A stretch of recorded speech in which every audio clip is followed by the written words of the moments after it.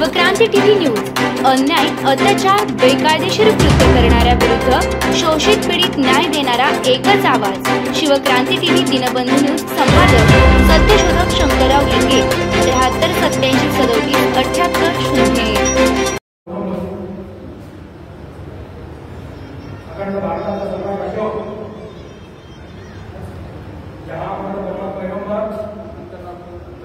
लिंगायत धर्माचे संस्थापक महात्मा बसवेश्वर,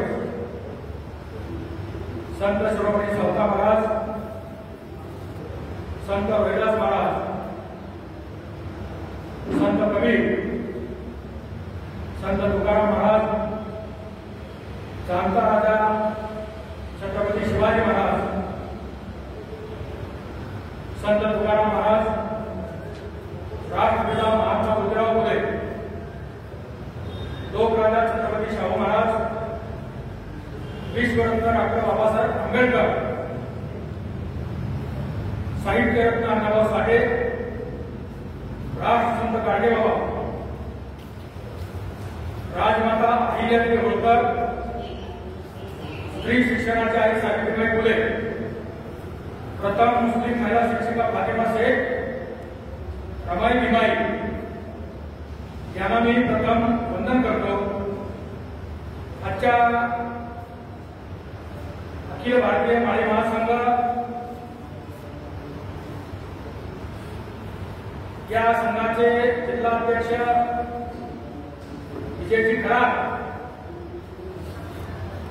यांच्या जिल्हा नियुक्तीचं गुणगान सत्कार आणि माझी महात्मा फुले महात्मा फुले समता परिषदेच्या उपाध्यक्षपदी निवड झाल्याबद्दल जो सत्कार समारंभाचा कार्यक्रम आज या ठिकाणी घेण्यात आलेला आहे, या कार्यक्रमाचे अध्यक्ष आमचे मामा,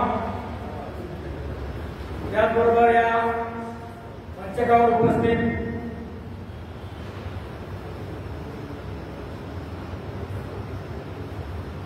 मधुकररावजी गिरगे मामा अध्यक्ष, राजाभाऊ खरात माजी नगराध्यक्ष,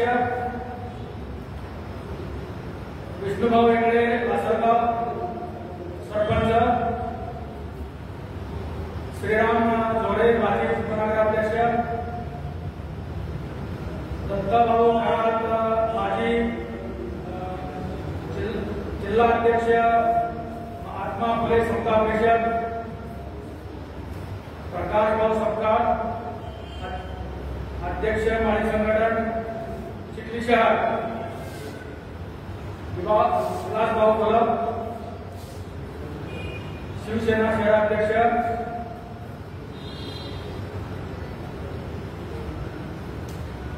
बाकी आपले सर्व अखिल भारतीय माळी महासंघाचे राष्ट्रीय उपाध्यक्ष माननीय विठ्ठलराव तोडकर, अखिल भारतीय माळी महासंघाचे संस्थापक विश्वस्त आणि कार्याध्यक्ष रमेशभाऊ विराळकर, अखिल भारतीय माळी महासंघाचे विश्वस्त आणि प्रदेश अध्यक्ष गौतमजी क्षीरसागर या मंचकावरील सर्व मान्यवर ज्यांनी या कार्यक्रमामध्ये गेले भाग घेतला ते आमचे असे अभयजी ताडे साहेब, आमच्या जवळचे अतिशय मित्र बंधुभाऊ खरात आणि माझे आमचे जिल्हाध्यक्ष बंधुभाऊ खरात, या सर्वांचं मी या ठिकाणी स्वागत करतो आणि त्यांना धन्यवाद देतो की आपण शॉर्ट नोटीसवर आपला हा कार्यक्रम पावसाळी दिवस असताना, नेहमीचे दिवस असताना सुद्धा इतक्या चांगल्या प्रकारे रेखीव प्रमाणे कार्यक्रम आयोजित केला। खरं म्हटलं तर दत्ताभाऊ अखिल भारतीय माळी महासंघ आणि अखिल भारतीय महात्मा फुले समता परिषद या दोन वेगळ्या वेगळ्या जरी संघटना असल्या तर या दोन एका नाण्याच्या बाजू आहेत। त्यामुळं आम्ही आतापर्यंत कधी त्याच्यामध्ये भेदभाव केला नाही, करण्याचा प्रयत्न केला नाही किंवा करू नये असं आमचं मत आहे। कारण असं आहे की माळी महासंघ, अखिल भारतीय माळी महासंघ ही मातृ संघटना आणि समता परिषद, महात्मा फुले समता परिषद हे सर्व ओबीसी समाजाची संघटना आहे आणि ही संघटना महात्मा फुले यांचे संस्थापक माननीय छगनरावजी भुजबळ साहेब हे शिवसेनेमधून बाहेर पडले की ज्या वेळेला मंडळाला लागू करायची वेळ आली त्यावेळेला शिवसेनेच्या वतीनं काहीतरी त्याला अडचण आली तर त्यामुळे ते बाहेर पडले आणि शरदचंद्रजी पवार साहेब यांच्याबरोबर काँग्रेसमध्ये आले आणि त्यामुळे मंडळ आयोग लागू करण्याचा प्रयत्न त्यांच्या नेतृत्वाखाली जालन्याला एक मोठा मेळावा झाला. त्याच्यानंतर महात्मा फुले वाड्याचं स्मारक राष्ट्रपती शंकरदयाळ शर्मा अलेक्झांडर आपले राज्यपाल आणि मुख्यमंत्री शरदरावजी आपले मुख्यमंत्री शरदरावजी पवार साहेब यांच्या उपस्थितीत भव्य मेळावा SP कॉलेजमध्ये घेऊन या ठिकाणी लोकार्पण झालं. ही दलित जमेची बाजू आणि सर्वांना एक आधारबळ म्हणून आपल्याला महात्मा फुले समता परिषद हे छोट्या छोट्या छोट्या छोट्या जातींना एक आधार झाला.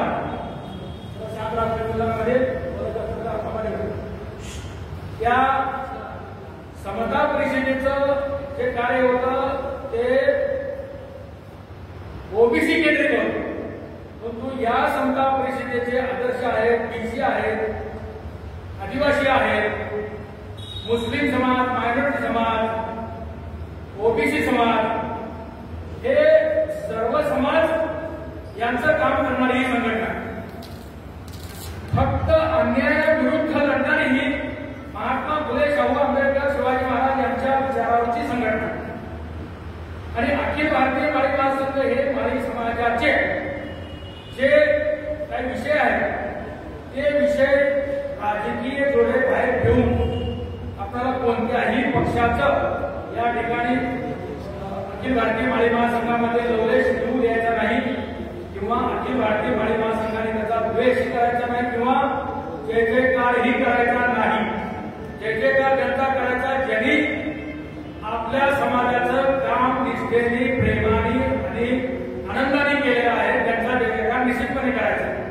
मग तो कोणत्याही समाजाचा असो, कोणत्याही पक्षाचा असो. हे धोरण आम्ही आतापर्यंत ठेवलेलं आहे.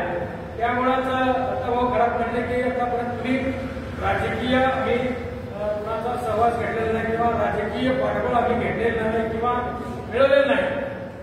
परंतु काही लोकांचा समज होतो की संघटना आणि त्या राजकारणामध्ये मला उभारायला पाहिजे आणि मग प्रत्येक गावामध्ये प्रत्येक जण आपल्या संघटनेचा वापर हा त्या राजकारणासाठी करतो आणि तिथं आपलं विभाजन होतं आणि तिथं आपली गल्लत होतं.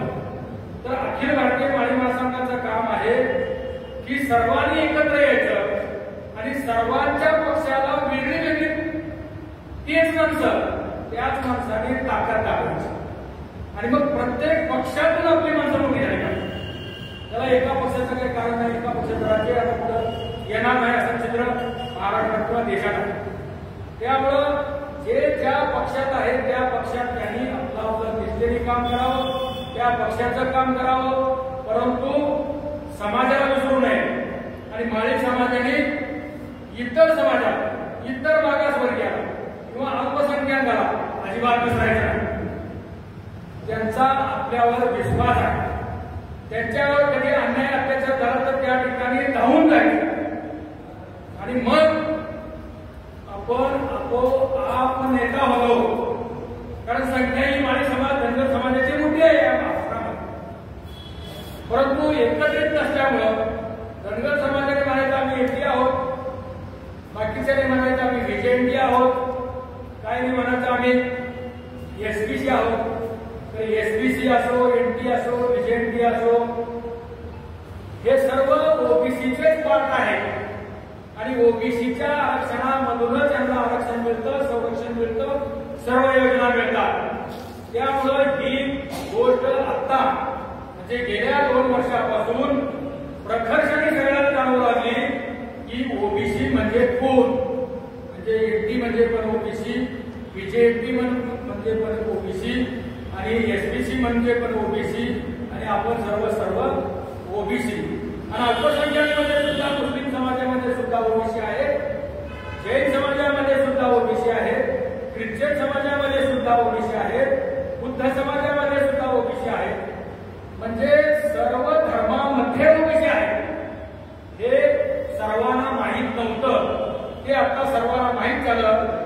आणि या देशामध्ये मंडल आयोगाने शिफारस केलेल्या ज्या जाती आहेत या 3743 आहेत आणि याच्या 1.25 लाख पोटशाखा आहेत. 1.25 लाख या 1.25 लाख पोटशाखेचा हा ओबीसी समाज आहे. आणि या ओबीसी समाजाचं नेतृत्व ज्या वेळेला आपला ओबीसी समाज संकटात आला किंवा आपल्यावर अन्याय करायला मोठ्या एका बलदंड समाजाने म्हणजे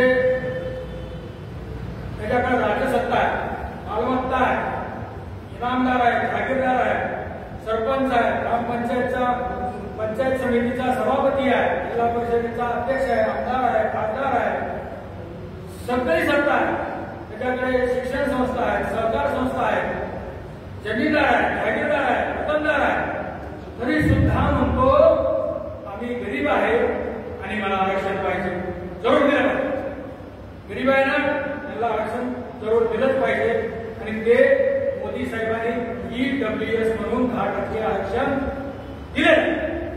त्यामुळे या देशामध्ये ठाकूर असेल किंवा या गुजरात मधला पटेल असेल, राजस्थान मधला जाट असेल, गुजर असेल किंवा त्या ठिकाणी राजपूत असेल किंवा इतर ज्या क्षत्रिय जाती आहेत या सर्व क्षत्रिय जातींना 10% आरक्षण हे दिले आहे. ते दिलेलं असताना सुद्धा आपल्यात पाहिजे आणि ते ओबीसी पाहिजे. ते कशासाठी पाहिजे तर त्यांचा डोळा कशाला होता तर तो आपण ग्रामपंचायत पासून जिल्हा परिषद, नगरपालिका, महानगरपालिका याच्यामध्ये जे आपल्याला ओबीसीला जागा मिळत होत्या या राजकीय आरक्षणावर त्याचा डोळा होता. या मुलांच्या शिक्षणावर किंवा नोकऱ्यावर नाही. कारण नोकरीमध्ये आणि शिक्षणामध्ये त्यांची संख्या केव्हाच त्यांचं प्रतिनिधित्व संपलेलं आहे किंवा त्यांना प्रतिनिधित्वापेक्षा जास्त मिळाले आहे. त्यामुळं त्यांच्यात काही गरीब असेल तर त्याला हरकत नाही. ही भावना घेऊन आम्ही जेव्हा बाहेर पडलो आणि भुजबळ साहेबांनी जेव्हा अंबडचा मेळावा घेतला, आतापर्यंत 92 साली समता परिषद स्थापन झाली, पण तेव्हापासून कधीही मी भुजबळ साहेबांचा विरोध केला नाही किंवा त्यांच्या जवळ गेलो नाही किंवा काय मागितलं नाही. परंतु ज्या वेळेला आपल्यावर अन्याय होतोय, ज्या वेळेला भुजबळ साहेब आत गेले किंवा त्याला घालण्याचा प्रयत्न भाऊनी सांगितला की 2004ला 2002ला दिल्लीमध्ये सुद्धा त्या तेल आणि घी कुणी खाल्लं हे माहीत नाही, परंतु आमच्या भुजबळ साहेबांना त्यांनी बाजूला ठेवलं आणि निवडणूक आल्यानंतर पुन्हा हेलिकॉप्टर देऊन फिरवलं. हे सुद्धा आम्हाला माहित आहे. म्हणजे कामापुरता मामा, ताकापुरती आजीला हे त्यांचं काम चालू आहे. तर हे आपण नोंदून काढलं पाहिजे. म्हणून आम्ही सर्व समाजाने एकत्र झालो आणि मग पुन्हा हाक्या असतील, वाघमारे असतील, आम्ही सर्व संघटनेचे ससाणे असतील, या सर्वांना एकत्र घेऊन वेगळ्या वेगळ्या प्रकारची आंदोलन केली. आणि त्यामध्ये 2018 साली आपल्या सोलापूरमध्ये गायकवाड कमिशननं त्या ठिकाणी शिफारशी मागवल्यापैकी मराठा समाजाला ओबीसीतून आरक्षण द्यावं का, ओबीसी हा मराठा समाज मागासवर्गीय आहे का, तर त्यासाठी मी 70 पाणी निवेदन घेऊन तिथे गेलो होतो. त्यावेळेला 150-200 मराठा समाजाच्या लोकांनी माझ्यावर हल्ला केला. हल्ला करून माझ्या डोळ्यामध्ये झेराची शाई घातली. 70 पाणी अहवाल हिसकावून घ्यायचा प्रयत्न केला, परंतु शेवटपर्यंत तो अहवाल मी माझ्या छातीवर दाबून धरला. माझ्या डोळ्यामध्ये झेराची शाई केली. 4 ऑपरेशन झाले, माझा रेटिना फाटला. आता फक्त एका डोळ्याची माझी 5% म्हणजे या डोळ्याची 5% अशी नजर आहे आणि या डोळ्याची 20% नजर आहे. जोपर्यंत नजर आहे तोपर्यंत मी या धनदांडग्याच्या नजरेत नजर फिरवून त्याला हरवल्याशिवाय राहणार. त्यांचे अन्याय आम्ही सहन करणार. या गायकवाड कमिशनच्या विरुद्ध 70 पाणीचे अहवाल दिला. त्या अहवालावर 5 मे 2021ला आपल्या सरकार निकाल लागला. मराठा, कुणबी मराठा, मराठा कुणबी हे मागासवर्गीय नाहीत. त्यांना ओबीसी मधलं आरक्षण कधीच देऊ नका. हा सुप्रीम कोर्टाचा निकाल आहे. 550 पाणी निकाल आहे. तरी सुद्धा या सरकारला परत आम्ही आरक्षण दिलं, आम्ही अमृत करू, आम्ही तंत्र करू. पुन्हा हे जस्टिस सुक्रे कमिटी आणली, जस्टिस भोसले कमिटी, अजून काय भाटिया या प्रकारचे भामटा भाटिया त्यांना घरात बसून आमची 60% लोकसंख्या असताना त्यांना 37% लोकसंख्या गाठली आणि 3000 आमच्या जागा कमी केल्या आहे महाराष्ट्रातल्या. 3000 म्हणजे एवढा मोठा अन्याय त्यांनी आमच्यावर करायचा प्रयत्न केला. तर अजून सुद्धा पाठीमागे आवाज येतो तर आवाज बंद करावा डिस्टर्ब होतो. तर या भाटिया कमिशनने जो रिपोर्ट दिला त्या रिपोर्ट विरुद्ध सुद्धा आम्ही कोर्टामध्ये केस केली आणि त्या कोर्टाचाही निकाल लागलेला आहे. भाटिया कमिशनचा जो रिपोर्ट होता तो रद्द झालेला आहे आणि आता जुन्याप्रमाणे आपल्या निवडणुका झाल्या पाहिजे. 27% आरक्षण खुल्ल पहिल्यासारखं आरक्षण आपल्याला आता जिल्हा परिषदला, पंचायत समितीला, ग्रामपंचायतीला सर्व ठिकाणी मिळणार आणि त्यामध्ये हे सुद्धा सांगितलेलं आहे की 2022च्या पूर्वीप्रमाणे म्हणजे त्याच्यानंतर जे सर्टिफिकेट इश्यू झाले त्यांना मिळणार नाही. हे लक्षात घ्या, त्यांना मिळणार नाही. जे सर्टिफिकेट बोगस आहेत त्याच्या विरुद्ध ही माझी केस आहे. आता हायकोर्टामध्ये 3 केसेस आहेत. की एक केस आहे आपल्या मानवाला पंढरपूरमध्ये विलास किसन क्षीरसागर हा अपंग मुलगा. या अपंग मुलगाला एकटाच मुलगा तो तिथं होता. एकटाच तो ठिकाणी सर्कशीत काम करायला आला होता आणि सर्कशी बरोबर भांडणं झाली त्या गावात. सर्कस रात्रीच पळून गेली. हा अपंग मुलगा तिथंच राहिला. तिथं राहून तो हटलात काम करत होता किंवा नंतर ट्रॅक्टर ड्रायव्हर म्हणून काम करत होता. कष्ट करून खात होता.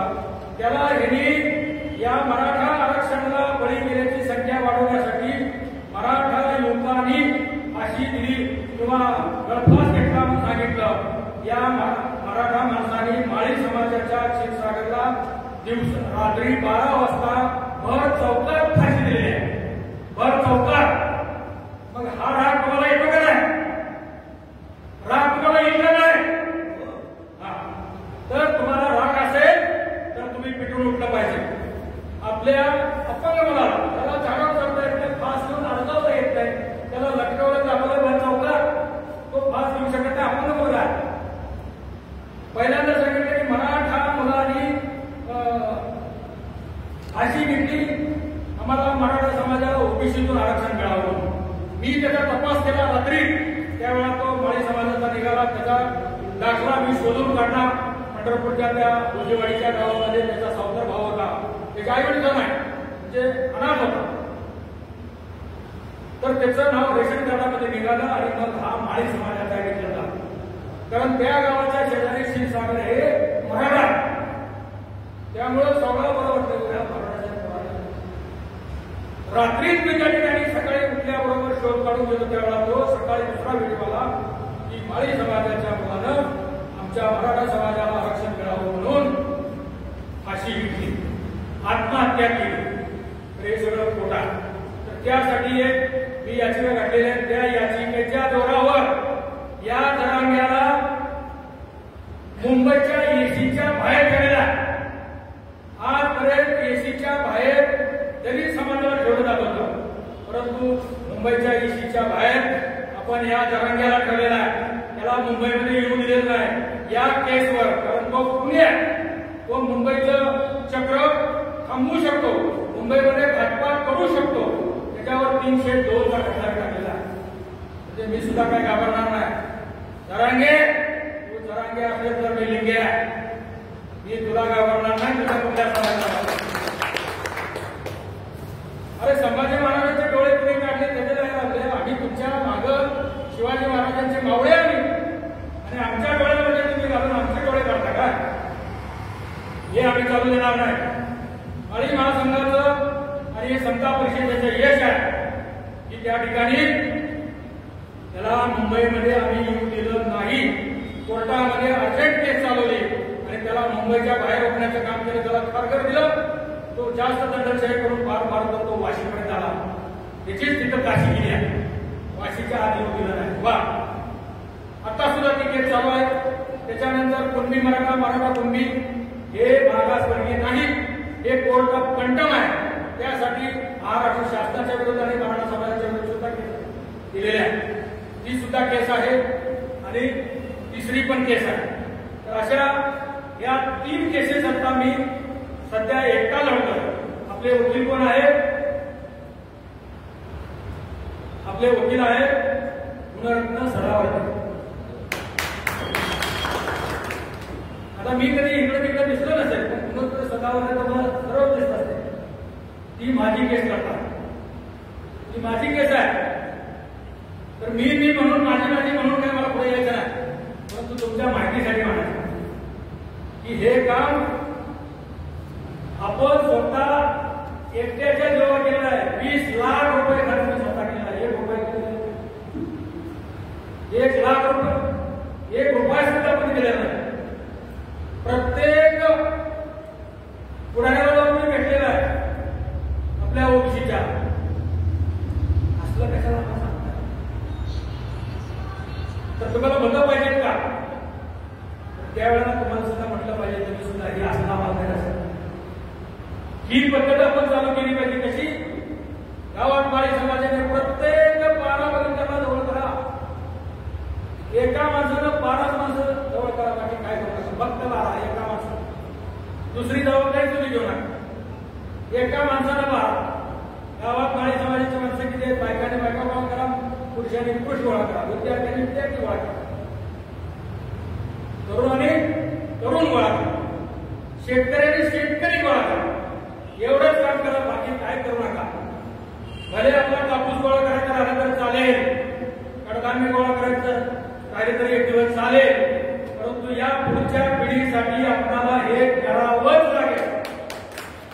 अन्यथा पुढची पिढी आपल्याला माफ करणार नाही. कारण ही घुसखोरी झाली. आता 57 लाख 58 लाख जर समजा आत घुसले तर त्यांची चिलीपिली आमच्या एखादा पुन्हा सगळे सोयरे. अरे सगळे सोयरे केल्यावर काय होते माहिती का आपल्याला?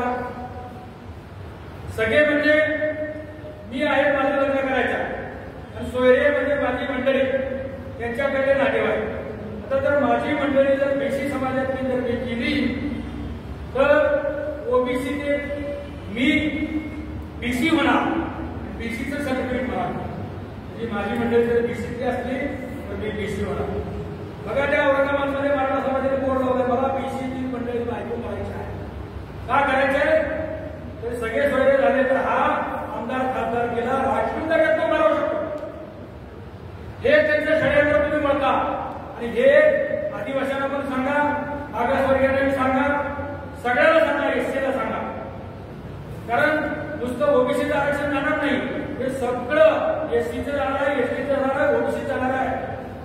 त्यासाठी आपण सतर्क झालं पाहिजे. सगळे सोयरे कधीच हा कायदा लागू होणार नाही याची दक्षता आपण घेतली पाहिजे. त्यासाठी 9 लाख आम्ही त्याला हे जोडले आहेत, फॉर्म त्यांच्या विरोधात दिलेले आहेत. प्रत्येक गावातून लाखो फॉर्म आम्ही गोळा करून दिलेले आहेत. तरी सुद्धा त्यांनी गिनती टेम्पोनं देऊन दिलं तरी 9 लाख म्हणतात. 9 लाख तर 9 लाख. तर 9 लाख लोकांचा तिथे विरोध दाखवला. त्यावेळेला सगळे सगळे थांबलेले आहेत. तर हे पुढच्या काळामध्ये आपल्याला अखिल भारतीय माळी महासंघ आणि महात्मा फुले समता परिषद, महात्मा फुले समता परिषदेचे छगनरावजी भुजबळ साहेब आपल्या सर्व 12 बंधुतेदारांचा असतील, एससीचा असेल, एसटीचा असेल, मागासवर्गीयचा असेल किंवा अल्पसंख्याक असेल, गरीब असेल, या सर्वांचं काम करायचं आहे. त्याबरोबर अतुलजी सावे साहेब आहे, ते पण काम करायला तयार आहे. आणि त्याच्यापेक्षा दुसरा एक आमचा ठाण्यावरचा आहे तो जयकुमार गोरे साहेब. त्याला तर आता फडणवीस साहेबांनी राईट हँड दिलेला आहे. सोलापूर जिल्ह्याचा पालकमंत्री केलेला. सोलापूर जिल्ह्यातली गाडी कसपाट सुद्धा आम्हाला हात लावू शकत नाही, एवढं काम आम्ही केलं, एवढं धाडस आम्हाला दिलेलं आहे. तर ते धाडस फक्त आपल्या इथून आलं पाहिजे. यासाठी आपण पुढचे प्रयत्न केले पाहिजे. त्यासाठी आपण सत्ता खिचून आली पाहिजे. महात्मा फुले यांनी म्हटलेल्या सत्ते वाचून आल्या अवकाळ सकाळ काळका उशिरे ना आपल्या मनाला विचारा. कुठं त्याला तो 8% समाज राहिला नाही. मराठा समाज तो म्हणतो 33%, 34%, 50%. काय तोंडाला येईल ते बरोबर तो माणूस, हाडानी माणूस, रानटी माणूस, तोंडाला येईल ते बरोबर. फक्त 8% समाज राहिला त्यांचा, बाकी कोण सुद्धा राहिलं नाही. 8% 4% बोगस सर्टिफिकेट घेऊन आले, 4% राहिले. आणि 4%ला म्हणतो मी हा माझा 64% समाज आहे. जातीवर करता का? आता तुला जातीवर दिसतो का? उद्या ना दूध का दूध पाणी का पाणी, जिसकी जितनी संख्या भारी उसकी उतनी भागीदारी। या त्याला पण त्याची किती संख्या तेवढे खासदार द्या, तेवढे आमदार द्या, तेवढे जिल्हा परिषद सदस्य द्या, एवढंच द्या, त्याच्यापेक्षा जास्त नका, बाकी पुन्हा द्यायची द्या, आमचं काय म्हणणं, बाकी कुणाला द्यायचं नाही, परंतु त्याला त्यांची संख्या मोफत तेवढं द्या, अगोदर त्यांना द्या, 100% द्या, आम्हाला कॉन्ट्रॅक्ट मिळतं ना, ठीक आहे, 100% त्यांना द्या, त्यांची जेवढी संख्या आहे। अरे किती साखर कारखाने आले, किती दूध डेअऱ्या आल्या, किती शिक्षण संस्था आल्या, सगळं त्यांना द्या। यशवंतराव चव्हाण साहेबांनी कळस आणला 1960 साली, महाराष्ट्राचं नेतृत्व आम्ही करणार आणि राज्य सत्ता आपल्या मराठ्याच्या वाड्यातनं निघेल किंवा धनगराच्या वाड्यातनं निघेल किंवा ओबीसीच्या वाड्यातनं निघेल, ती न नेता फक्त मराठ्याच्या वाड्यात निघेल। त्याला विचारलं होतं ही सत्ता मराठ्याची येईल का मराठीची येईल? नाही, मराठीची, मराठीची राहिली, ही मराठीची आहे की त्यांनी आल्याबरोबर आपले माळीनगरला आले की माळीनगरचा पहिला साखर कारखाना, या आशिया खंडातला पहिला साखर कारखाना कोणाचा? माळीनगरचा। ती सासवड माळी शुगर फॅक्टरी ही देशातली पहिली शुगर फॅक्टरी आहे, माळी समाजाने केलेली शुगर फॅक्टरी आहे। त्याची मुळी टाकायला बोलावलं यशवंतराव चव्हाण साहेबांना, मुळी टाकली, मुळी टाकल्यानंतर त्याला चांदीच्या ताटामध्ये जेवण दिलं, जेवण झाल्यावर काय म्हणतात, माळी समाजाने आपलाही जेवण ताटात आम्हाला दिलंय, चांदीच्या आमचा समाज हा त्यावेळी सहकार क्षेत्रात आणि सहकार क्षेत्रातलं सगळ्याला आपण मिळून काम करू म्हटले, पण मिळून न करता त्यांच्या सगळ्या स्वर्गालाच पद्धतीने दिलं आणि आम्हाला वाळीत टाकलं। बघा ना, साखर कारखाने कोणाचे किती आहेत, दूध डेअऱ्या कोणाच्या किती आहेत, शिक्षण संस्था कोणाच्या किती आहेत, आणि एवढं सगळं मिळून पण मला आरक्षण पाहिजे, कारण आम्ही गरीब आहे, जमीन तुमच्याकडे, शिक्षण संस्था तुमच्याकडे, साखर कारखाने तुमच्याकडे, आमदार तुमचे, खासदार तुमचे, जिल्हा परिषद अध्यक्ष तुमचे, मुख्यमंत्री तुमचे, उपमुख्यमंत्री तुमचे, देशाचे काय म्हणतात ते शिक्षण मंत्री तुमचे, तुमचे देशाचे उपपंतप्रधान झाले, तुमचे राष्ट्रपती झाले, तुमचे अजून काय काय नाही झालं तरी पण तुम्ही गरीब आहात, तर श्रीमंत तुम्ही कधी होणार आहात, काय करा? राजा जर गरीब झाला तर प्रजेने काय करायचं हात असणार? राजा गरीब आहे म्हणतो, तर हे साफ खोटा आहे, गरीब असले थोडी बातमी द्या, असं काय म्हणणं नाही, असं काय नाही, गरीब नाही असं नाही, गरीब आहे, गरीब तुम्ही ठेवलं, आम्ही नाही ठेवलं, तुमच्याच लोकांनी गरीब केले, पण त्यांना धडा तुम्ही शिकवा ना, आम्हाला काय करायचं?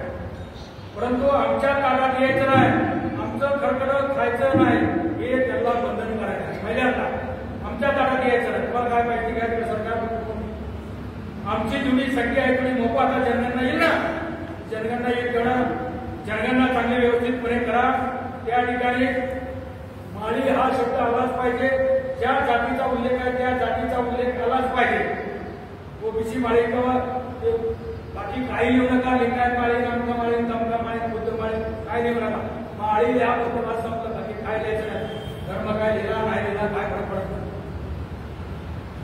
त्यामुळं क्षत्रिय अमकं तमकं आधी मागं पुढं काय लावू नका, हे लिंगायत माळे आहेत, मी हळदी माळे आहेत, शिरी माळे आहेत, कोसरे माळे आहेत, बत्तास लोणारे माळे आहेत, 4 कळशी आहेत, 5 कळशी आहेत, लिंगायत आहेत, काय म्हणजे मी त्याला पान माळे आहेत, फुल माळे आहेत, झाड माळे आहेत, हळदी माळे आहेत, जिरे माळे आहेत, बत्तास माळे आहेत, हे सगळे माळे उठून द्या, देशात सगळे 105 घन माळे आहेत, काय करायचं? एक माळे पाहिजे। या माळी महासंघाचं काम इतकं मोठ्या जोरात झालेलं आहे की राजस्थानमध्ये झालेलं आहे, गुजरातमध्ये झालेलं आहे, उत्तर प्रदेशमध्ये झालेलं आहे, बिहारमध्ये झालेलं आहे, परवाच आपल्या चेन्नईमध्ये मेळावा घेतला, 4 लाख लोक होते, 4 लाख लोक, तिथं कुठला समाज आपला माळी समाजाला काय म्हणतात तिथं?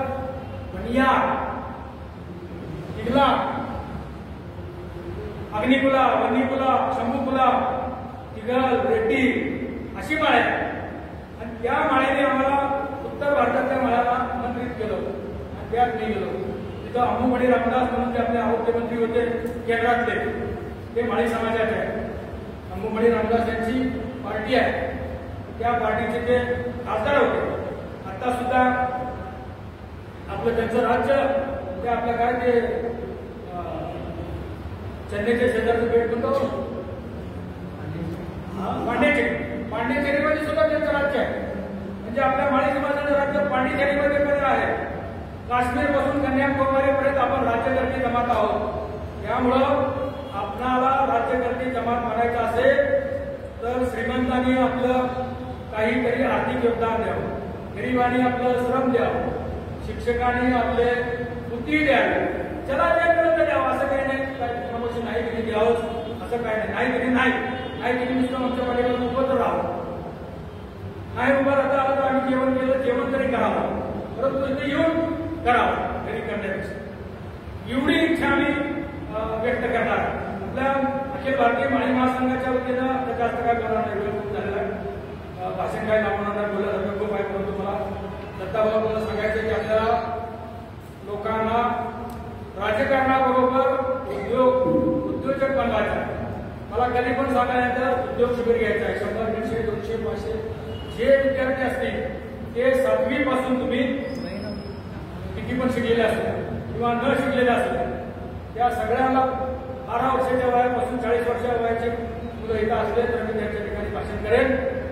एकच भाषण करेन की मी उद्योगपती कसा झालो आणि तुम्ही उद्योगपती कसा व्हाल, ही एवढंच विषय आहे.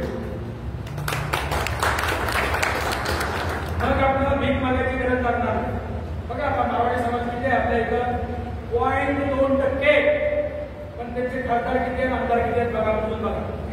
निदान 7 तरी आमदार असतील, 2-3 तरी खासदार असतील. 0.2%. आणि आपल्या इकडे इतके सगळे माळे आमचा 2 नंबरचा समाज. काय करायचं आहे 2 नंबर समाज असून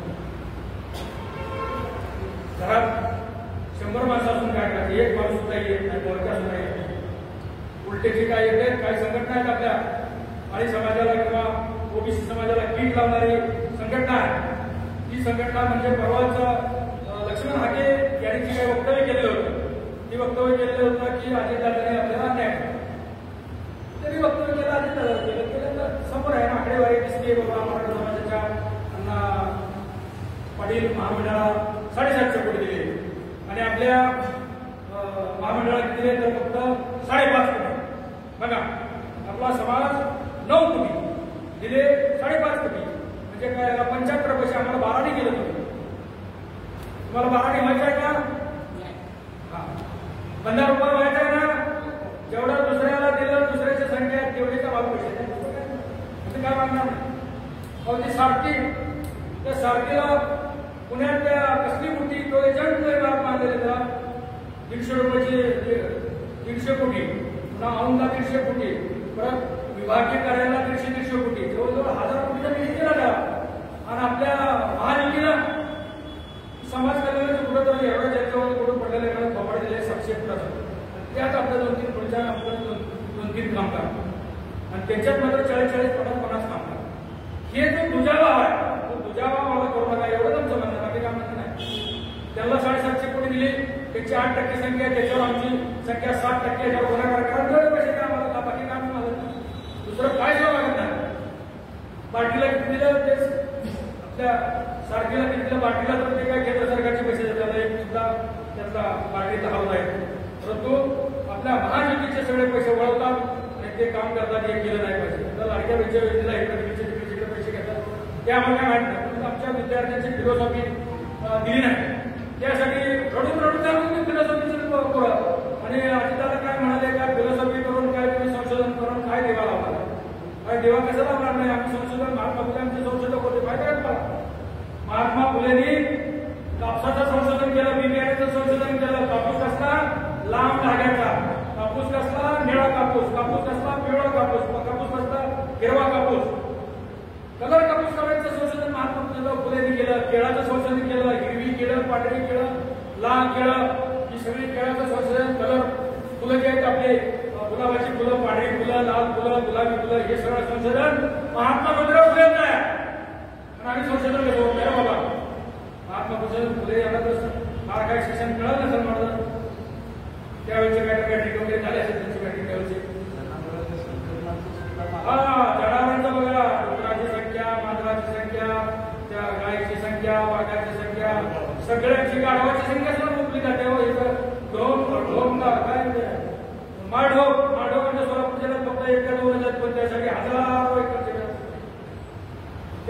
हजार संख्या मोबाईलला 50 त्यांचे अधिकारी येतात आणि त्यात त्यांनी 2च म्हणून टाकले. किती 2च गाडी त्यांच्या मोबाईल महिनाभर शोधत होतो 2 गाडी. तर ही परिस्थिती आहे. सगळ्या जनावरांची केली जाते लोकसंख्या मोजणी आमची आतापर्यंत काम होऊन जातं. तर हे आपलं अखिल भारतीय माळी महासंघाचे यश आहे की मी गेल्या 25-30 वर्षापासून जात न्याय जनगणना झाली पाहिजे म्हणून आतापर्यंत गेल्या वर्षी 50,000 लोकांच्या सह्या घेतल्या.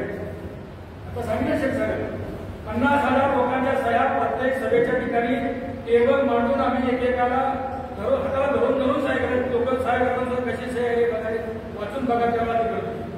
असं विश्वास सुद्धा ठेवत नाही लोकांनी. इतकं सुद्धा आम्ही सहन केलेलं आहे.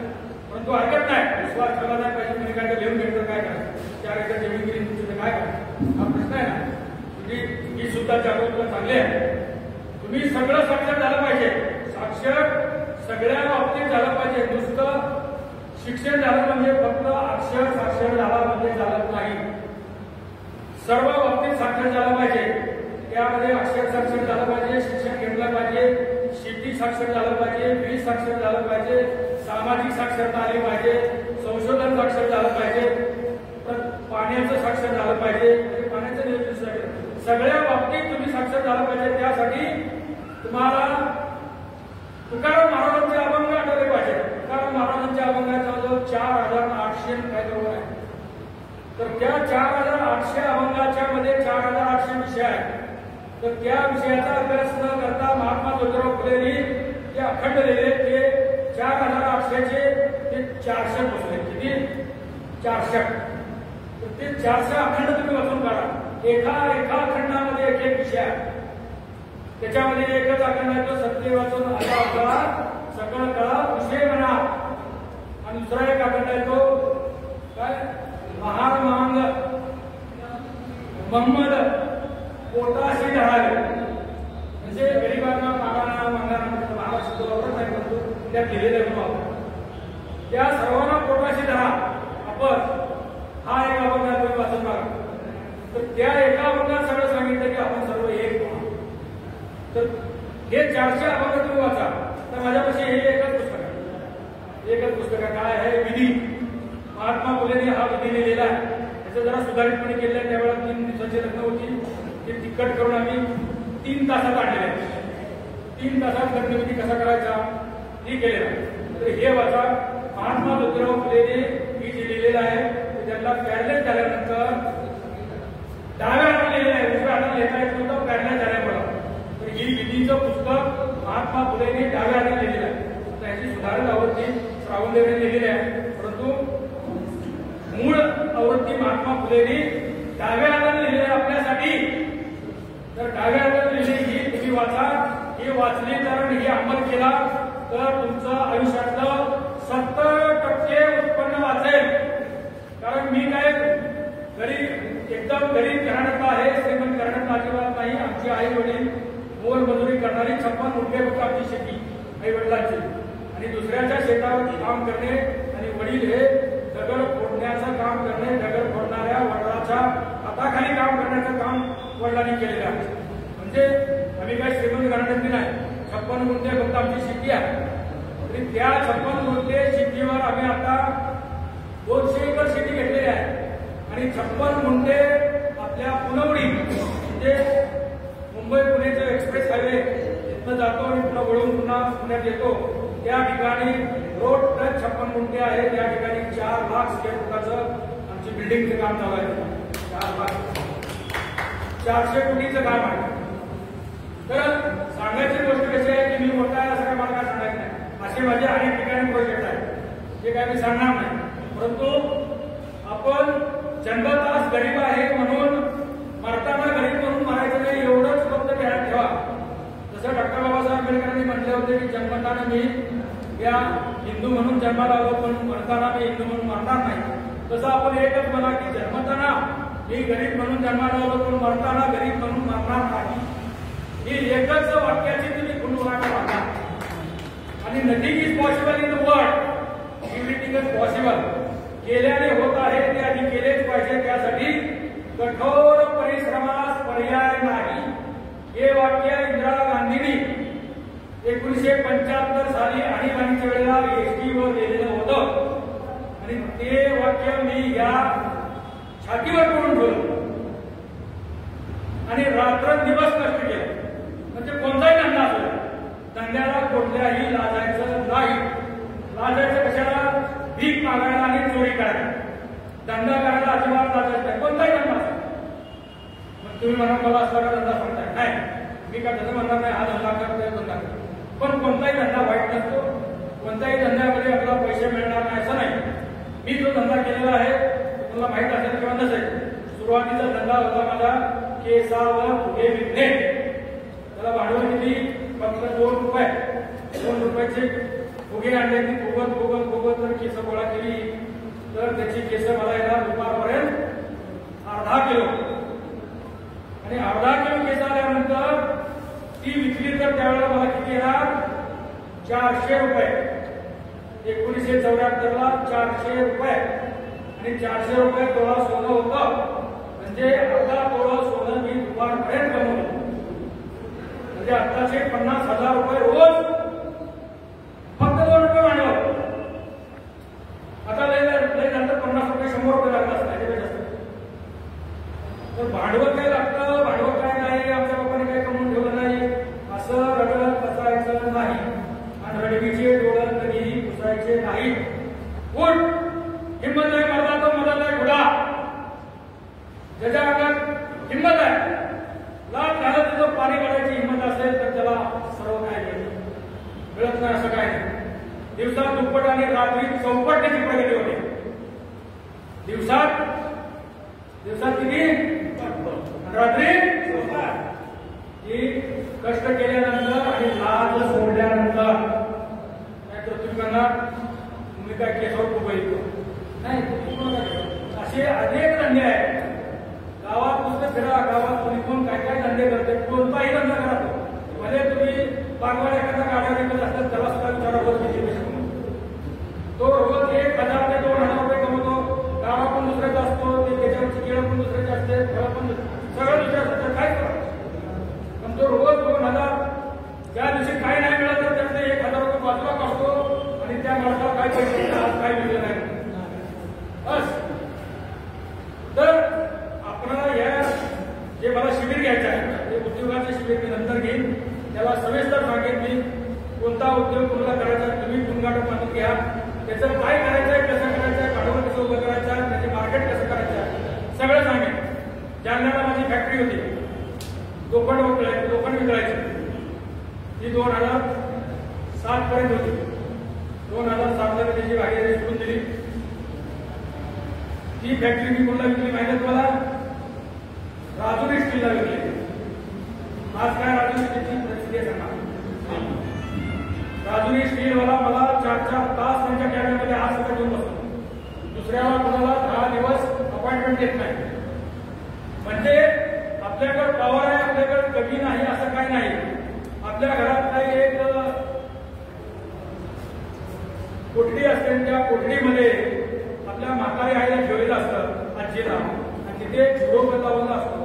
ते मिनमिनचा प्रकाश असतो. तो बल्ब गेल्यावर त्या म्हातारीने सांगितलं आजीला की बाबा नातवाला सांगितलं मला बल्ब बदल. तिथं मला दिसला काय दिसला.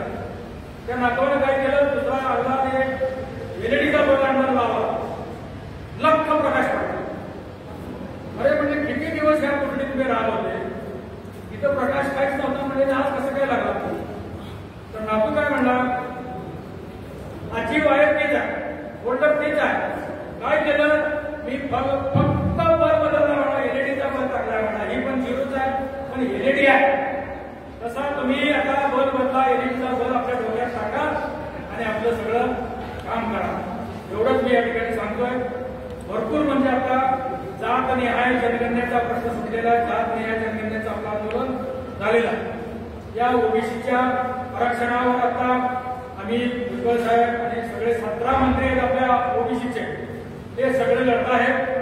आणि आपल्या ओबीसीच्या आमदाराची संख्या यावर्षी 50 वाढलेली. 50 पुढल्या वेळेस आणखी 50 वाढवलेलं आपलं राज्य. तर आता फार मोठं आपलं भाषण लांबलेलं आहे, सांगायचं खूप डोक्यात आहे, खूप डोक्यात आहे. परंतु आता काय मी सांगणार नाही.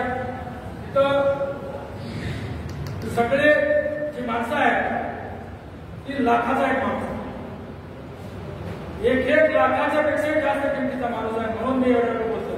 नाहीतर मला एवढं काय बोलायची गरज नाही. काय आमच्या गावात आम्ही गावामध्ये आपल्या शाळा नाही, काय नाही.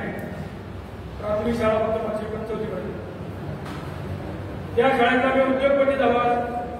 माझ्या त्या शाळेतला मधला आमच्या सोलापूरचा काय म्हणतात त्याला व्हाईस चान्सलर विद्यापीठाचा कुलगुरू झाला. म्हणजे काय खेड्यातली माणसं मोठी होत नाहीत असं काय नाही, होतात. त्यासाठी आपण कठोर परिश्रम घेतला पाहिजे, संघटनेशी सामील झालं पाहिजे आणि आपलं काय तर देणं आहे म्हणून दिलं पाहिजे. मी मोठा झालो म्हणजे माझी घरची मोठी झाली, आपलं झाले, मी लाखो करोडो रुपये कमवून ठेवले आणि माझी मुलं जर चांगली नाही निघाली तर मी मराठी वाट बघतील, मेल्यानंतर सगळं उचलून टाकले. त्यासाठी मी सांगितलेलं आहे मुलांना, हे तुम्हाला दिलं, ह्या तुम्हाला काय बाळगायचं करा. ही राहिलं सगळं मी समाजासाठी खर्च करायचं. समाजासाठी खर्च करण्याचा भाग मी काढून ठेवलेला आहे. तो भाग पूर्णपणे मी समाजासाठी खर्च करतो. त्यासाठी माझी 25 एकर जमीन बाजूला काढून ठेवलेली आहे. त्याचं जे उत्पन्न आहे ते सर्व उत्पन्न मी समाजासाठी खर्च करतो. फॅक्टरीतला जो माझ्या वाटणीचा नफा आहे तो मी सगळा समाजासाठी खर्च करतो.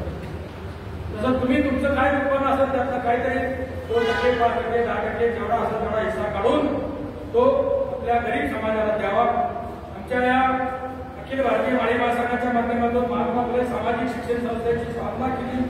दिल्लीमध्ये हॉस्टेल काढलं. त्या ठिकाणी UPSC जे शिक्षण करतात विद्यार्थी त्यांना जे गरीब आहेत त्यांना मोफत राहण्याची जीवनाची सोय केलेली आहे. जे थोडे श्रीमंत आहेत त्याला निम्मी घेतलेले आहेत. जे श्रीमंत त्याच्यापेक्षा असतात त्याला 75% आणि जे अतिश्रीमंत आहेत त्याला 100% फी, पण सगळ्यापेक्षा निम्मी. दिल्ली जेवढी लागते किंमत राहायला त्याच्यापेक्षा निम्मी, ज्यावेळेला पेक्षा लागते तेवढी निम्मी. आणि त्यातल्या त्यात मी पुन्हा गरीब असतील त्याला आणखी कमी. यावेळेला आमचे 2 विद्यार्थी UPSC पास झालेले आहेत. दोघालाही आम्ही ऑर्डर काढून दिलेली आहे. राजस्थानमध्ये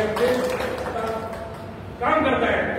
आता आमच्याकडे त्यांचा काही इन्कमचा सोर्स येणार आहे. त्या सोर्समधून आम्ही दुसरं काम करतो.